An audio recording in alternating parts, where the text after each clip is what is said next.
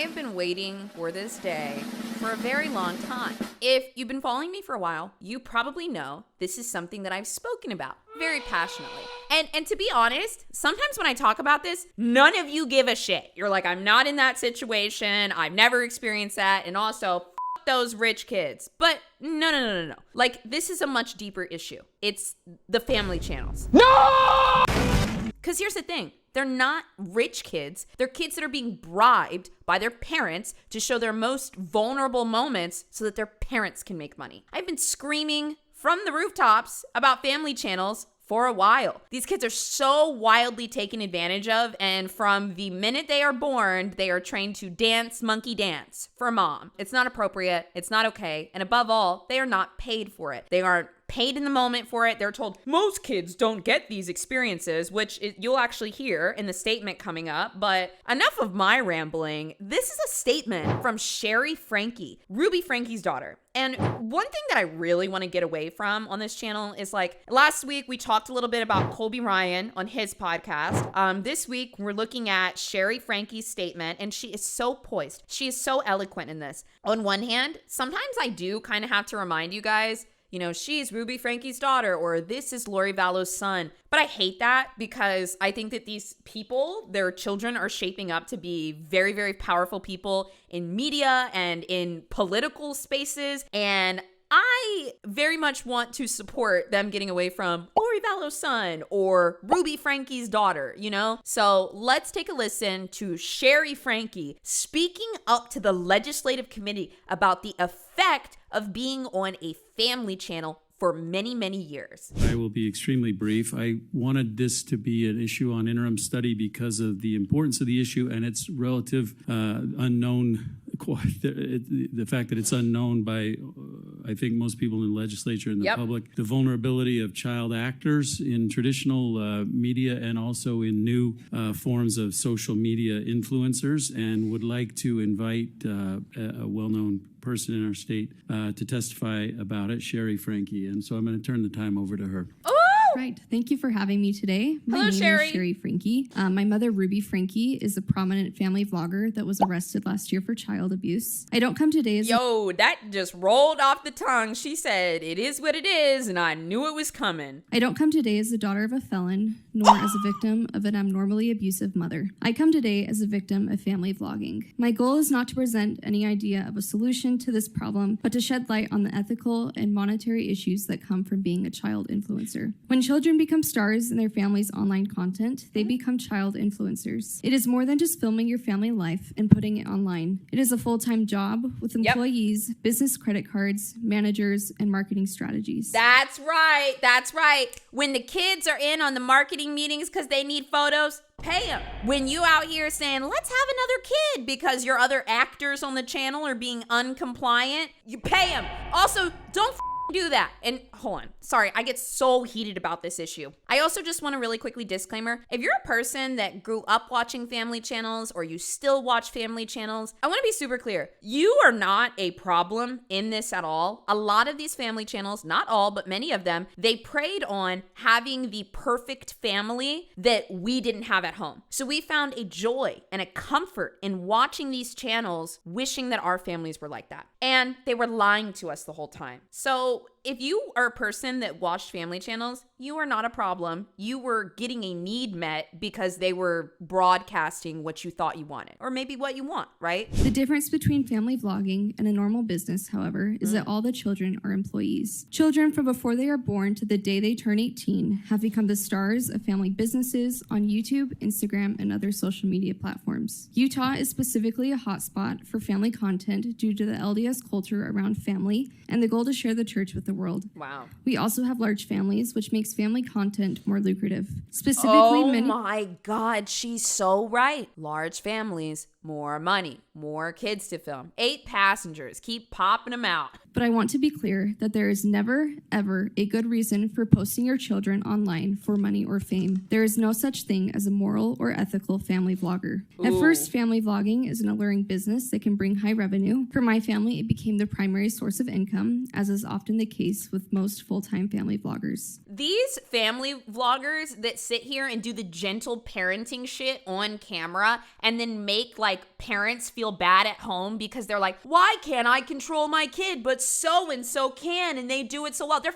lying, bro. Like, as you see with Ruby Franke, she was abusing her kids behind the scenes, and it would sometimes come through in the vlogs, but for the most part, she was, oh, I'm super mom. I'm so nice. We don't talk to our kids like that. Many child influencers are paid for their work, as I was, and this money has helped me in my adult life.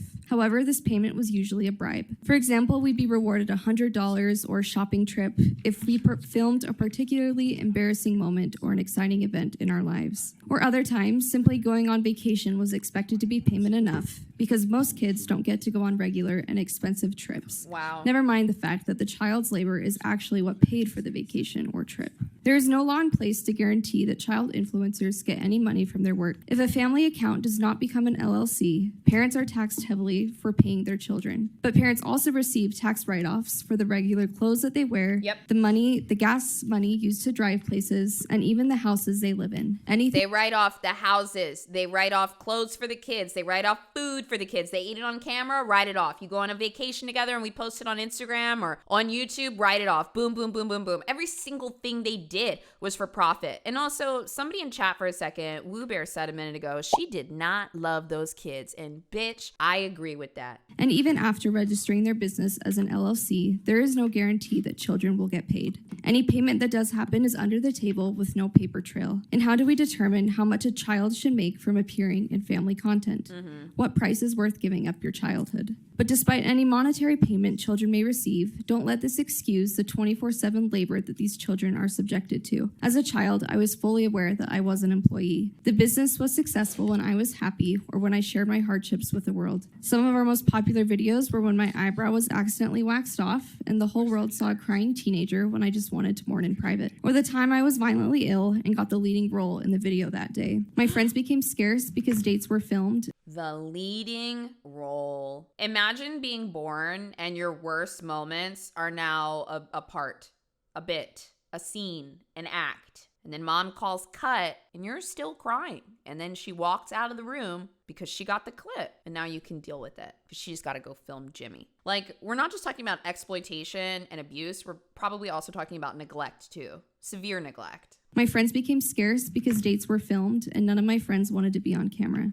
The camera never stops and there is no such thing as a break from filming. At the time, I tell you I had a choice in what was filmed, but I've come to learn that every child influencer, in a way, suffers from Stockholm Syndrome. Most child influencers would probably tell you they have full control over what is posted, but the reality is that their parents bribe and shame them into posting their most vulnerable moments. In fact, many child influencers... And they don't know what it's like to make choices about themselves or their image. They don't know what it's like to make choices without shame or bribe. Some of you guys actually also have that pattern. Like, you know, not even being a child influencer. Your parent felt like they weren't good enough to ask for their own needs. There's so many of us in the chat that feel like we can't ask for our own needs. Well, sometimes your parents are like that too. There's some people that when their parents want something, they will guilt you or shame you because they don't know how to ask for it directly and believe that their needs matter. And so then they just become this manipulative, weird monster. Like, be an adult. Say you need help. Say you want something. Say you care about me.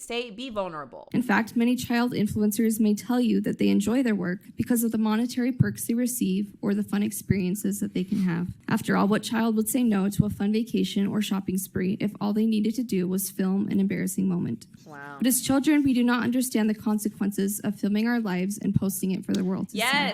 We cannot give consent to our parents to post our lives. In any other context, it is understood that children cannot give consent, but for some reason, people think family vlogging is different. I did not realize the impact that filming as a child would have on me now. Even if you're somebody that's like, I really love my child and I just want to share a couple of these funny moments and I want to share them with the world. I also want to remind you guys that when you're putting your kids online, especially if they're much younger, there are pedophiles online. People are taking the faces and images of your children, no matter how innocent the video it is, and it's going to end up in AI. And then if there's AI porn of your kid when they're an adult, it is your fault. And I know some people make really innocent posts, but I think it's really up to some of us to say this so that you're thinking about it. Because some parents, like, they don't realize, they're just like, oh, this is so cute, this is a sweet moment. But if they knew, if they thought about that this is happening and that child will resent you when they're older, don't do it. Don't do it. It is not worth the opinions of random people on the internet. It's not. Oh, man. Shari Franke's demeanor and poise in this is really inspiring because I think what she went through is really fucked up. And just look at the way she's speaking about it. That's just so admirable. It's so admirable. My social media became flooded with rumors of having sexual relations with my own brother to being called a baby birthing machine at the age of 13. All these things have stuck with me, and I will forever live between the ages of 13 to 17 in many of my viewers' minds. In addition, pedophiles stalk the internet, specifically seeking out child influencers. I promise you that the parents are aware of these predators and choose to post their children anyway. I understand that this is a big issue to tackle, and I am not asking you to ban family vlogging, though that is my end goal. I'm down for it. The kids can't consent because they don't know enough about the world in the future. It is your job and responsibility as a parent to teach them and protect them from things. And also, if you're a parent and doing this to your kids, you are not protecting them. That is like your number one job, is to protect your kids. Okay? Like, and I get it. It's like I put the roof over their head and I put the food in their mouth or whatever. Okay, can we protect them emotionally? Can we protect them from sexual abuse? Can we protect them from pedophiles? Can we protect them from other people abusing them? Like, that is what you're supposed to do. Protect your kids. And so sitting here and saying, oh, it's just the internet. There's nothing we can do about it, but this is the family business. You got used to the money and you didn't want to stop. Sorry, everybody. I promise we'll be a little less heated in the other videos. I also understand that as Utahns, we don't appreciate big government overreach. But when it comes to protecting children, it should be a bipartisan issue. The only people harmed by child influencer laws are the parents exploiting their children. While this may not seem like an issue now, as child influencers in Utah continue to grow up, I foresee there will be legal crises, with these children realizing that vlogging has brought severe emotional distress. Jen even said, parents say that they put a roof over our heads, but that argument isn't valid. Yeah, absolutely. It's not valid. That's the bare minimum. This is why I go out and date shitty guys, because people taught me the bare minimum. I put a roof over your head. Okay, if you didn't, you would go to jail. So I'm not giving you any flowers for that. Or these kids may realize they don't have an appropriate amount of money to show for their labor. After all, how does that child know how much they should have made versus what their parents may or may not have paid them? Let's deal with this now before we reach that point. But even despite a good paycheck, I want to be absolutely clear that there is no amount of money that can justify selling your soul as a child to the world. In no other industry would we justify unregulated child labor with a huge paycheck, and we should not do that here. If I could go back and do it all again, I'd rather have an empty bank account now and not have my childhood plastered all over the internet. Dude, she meant no that. amount of money I received. When she said that, she looked at the horror, and I believe it. I really believe it. This just breaks my heart. She's handling it way better than me, because I would be standing up on that desk, sister. Put me in there as the anger interpreter. I could do this. Just let me use my hands. While I don't have all the answers nor many feasible solutions for this problem, I am proud to be one of the first child influencers in the state of Utah to speak against this issue. I don't want people to look at me and blame my unique circumstances with a mother in prison to the Franke criminal case. Family vlogging ruined my innocence long before Ruby committed a crime. I promise you that my experiences are not unique and are happening to child influencers all over Utah and the country. So let's tackle this issue before it becomes a bigger crisis than it already is. Poise, beautiful, well-spoken. The time is coming where the child influencers are going to start speaking out in droves, okay? In droves. And as they all come out one by one, I will be right here to listen, because those kids are miserable and they have a lot of emotional problems. I have seen it before firsthand. Stop putting your kids on camera, innocent or not. Sometimes people see family channels and they think it's really nice and innocent, and with good intention, they want to try to start one too, or start something on Instagram or whatever. And maybe it doesn't take off, maybe it doesn't pop off or whatever, but that is also not your fault, because those people lied to you, because they were not having this sweet, wonderful, amazing life. If you started it because you wanted to give something to your kids, I get it. But now this is the reality of the situation. And aren't you glad it didn't work out?